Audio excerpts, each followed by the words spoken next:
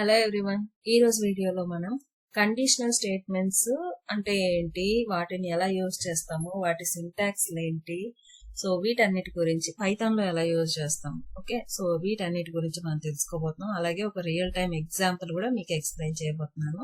ఆ real time example ఎలా రాస్తాము ఈ కండిషనల్ స్టేట్మెంట్స్ యూజ్ చేసేది. మెయిన్ గా కండిషనల్ స్టేట్మెంట్స్ అంటే ఏంటంటే if, else, else if. So these 3 keywords అంటే ఈ 3 కీవర్డ్స్ ని యూజ్ చేస్తాం అనమాట. కండిషనల్ అంటే ఒక కండిషన్, ఇది ఒక కండిషన్, ఇలా రాయాలి, ఇది ఉంటేనే ఇది ప్రింట్ అవ్వు, లేకపోతే ఇది ప్రింట్ అవ్వు. అది దానికి ఎగ్జాంపుల్ చెప్తా చూడండి. సో అప్పుడు మీకు క్లియర్ గా అర్థమవుతుంది. జనరల్ గా ఇప్పుడు కోడ్ రాద్దాం. సో నేనేం చేస్తానంటే లైట్ కలర్, ఇప్పుడు మనం ఒక సినారియో తీసుకున్నాం. ఏంటంటే ట్రాఫిక్ సిగ్నల్స్ సినారియో తీసుకోండి. ట్రాఫిక్ సిగ్నల్ మనకి ఎలా ఉంటాయి, 3 లైట్స్ ఉంటాయి కదా. సో ఒకటి ఏంటి, గ్రీన్, రెడ్, ఎల్లో. గ్రీన్ అంటే ఏంటి, గో. ఓకే, ఎల్లో మనం ready and go right, ready to go right. So red అంటే స్టాప్ కదా. ఇలా ఈ 3 అనేది మనం ఒక సాఫ్ట్వేర్ డెవలప్ చేయడానికి ఒక లాజిక్ అనేది రాస్తాం. అంటే ఇఫ్ రెడ్ కలర్ అయితే స్టాప్ అవ్వు, ఎల్స్ ఇఫ్ ఎల్లో కలర్ అయితే రెడీ అండ్ గో. అలా కాకుండా స్లో డౌన్ గా ఉండమని. ఓకే, అలా కాకుండా రెడ్ కలర్ అయితే స్టాప్ అవ్వు. అది కాకుండా ఇది కాకుండా ఏది కాకుండా ఇన్వాలిడ్ వేరే ఏదో ఒక కలర్ రాశారనుకోండి, సో అప్పుడు ఇన్వాలిడ్ అని ప్రింట్ చెయ్యి. ఇలా నాకు ఇది జస్ట్ ఒక ఎగ్జాంపుల్, రియల్ టైం ఎగ్జాంపుల్. మనం ఒక సాఫ్ట్వేర్ డెవలప్ చేయడానికి అలా మనకి మల్టిపుల్ సినారియోస్ ఏ దాంట్లోకి వెళ్ళినా. ఇప్పుడు ఫర్ ఎగ్జాంపుల్ నేను కాఫీ షాప్ తీసుకున్నాను అనుకోండి.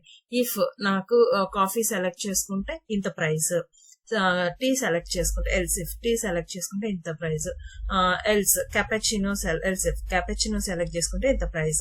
సో ఇలా మనకి డిఫరెంట్ మీరు ఏది, ఈవెన్ పిజ్జా, టిఫిన్ షాప్ ఏది తీసుకున్నా కూడా ఇది జనరల్ గా రెగ్యులర్ గా జరిగే సినారియోస్ లో మనం ఈ కండిషనల్ స్టేట్మెంట్స్ అనేటివి మాక్సిమం మనం యూటిలైజ్ చేసుకుంటాం అనమాట. దానికే ఇందులో సింటాక్సిస్ ఎలా రాస్తాం అనేది ఇప్పుడు చూడండి. నేను జస్ట్ ఒక వేరియబుల్ తీసుకుంటున్నాను. లైట్ కలర్ ఈక్వల్ టు నేను రెడ్ అనేసి పాస్ చేస్తున్నాను వాల్యూని. సో ఇక్కడ ఇఫ్ కండిషన్ సింటాక్స్ ఎలా ఉంటుందంటే ఇఫ్ లైట్ కలర్, ఇఫ్ అంటే ఇఫ్ మనం మళ్ళీ సపరేట్ గా వేరే వర్డ్స్ ఏం లేవు. ఎక్కడైనా పైథాన్ అయినా జావా అయినా ఎక్కడైనా ఒకటే. ఓకే, ఇఫ్ నేను కంపేర్ చేస్తున్నా. లైట్ కలర్ అనేది మనం ఆపరేటర్స్ ఆల్రెడీ చూసాం కదా. డబుల్ ఈక్వల్ టు అంటే కంపారిజన్ ఆపరేటర్ అనమాట. ఈక్వల్ టు నాకు రెడ్ అనుకో, రెడ్ ఇచ్చానంటే ఏం కావాలి, ఇక్కడ మనకు కోలన్ ఇంపార్టెంట్. తర్వాతే మన బిజినెస్ లాజిక్ ఎగ్జిక్యూట్ చేస్తాం అనమాట. ప్రింట్ గానీ ఏదైనా సరే. ఓకే, ప్రింట్ స్టాప్ అని ప్రింట్ అవ్వమంటున్నా నేను. ఓకే, రెడ్ కలర్ అయితే. అలా కాకుండా ఎల్స్ ఇఫ్ అనుకో, elif in case light colour వచ్చేసి ఎల్లో అనుకో, మనం ఏమని ప్రింట్ చేయాలి, ఈక్వల్ టు ఎల్లో. ఇక్కడ స్పెల్లింగ్ మిస్టేక్. ఎల్లో కలర్ అయితే నాకేమని ప్రింట్ అవ్వాలి, print slow down. Okay, so next ఏంటి, else if elif light colour equal to green అనుకో, నాకేం కావాలి, print go. Else print invalid colour అనేసి ఇస్తున్నాను. సో నాకు ఇలా అనేది ఇప్పుడు నేను ఎగ్జిక్యూట్ చేస్తాను. మనకి ఏం ప్రింట్ అవుతుంది, ఎల్స్ కోలన్ ఉండాలి ఇక్కడ కంపల్సరీగా, లేకపోతే ఎర్రర్ వస్తుంది. ఓకే, సో మనకి రెడ్ కలర్ ఇచ్చాం కాబట్టి స్టాప్ అని ప్రింట్ అయింది. ఇంకా మనకి దీంట్లో ఇది అప్పుడే అయిపోయింది అనుకోకండి, ఇంకా కొన్ని కండిషన్స్ ఉన్నాయి దీంట్లో, చెప్తాను. ఓకే, గ్రీన్ అంటే గో అని. ఇప్పుడు నేను ఫర్ ఎగ్జాంపుల్ వైట్ ఇచ్చాను.